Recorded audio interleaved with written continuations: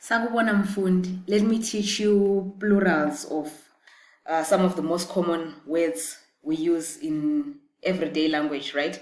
These are some of the words I've been teaching you in the past few lessons. So let's explore their plurals together in this lesson. So remember, we call one of these isaga. So when there are many, we're going to call them amasaga. So if you wanted to say, may I have those, may I have amasaga, you're going to say ngicela amasaga. Okay. And then ilitshe is one stone. And now when there are many, you're going to call them amatshe.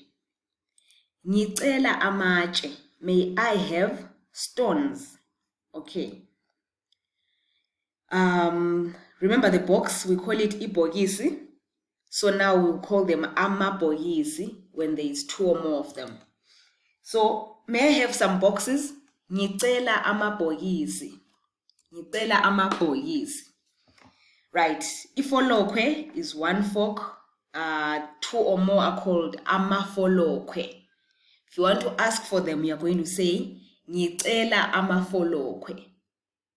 I hope it's making sense so far. Remember istina. When there's two or more of them, you call them izitina.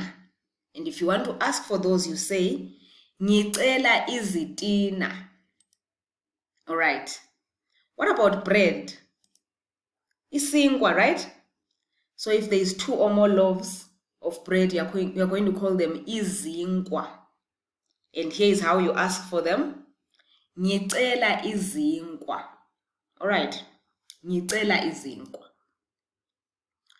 Shoes are called izicathulo. NgesiNdebele. Izicathulo. How would you ask for shoes? Ngicela izicathulo. All right. How about stoves? One stove is called isitofu. Now that there are many, izitofu. How would you ask for them? Ngicela izitofu. You could probably use this in a shop when you're buying two stoves for some reason, right? Ngicela izitofu. All right. Umbuzo, a question for you. How would you say, may I have chairs? I think we've been using this word a lot in this series.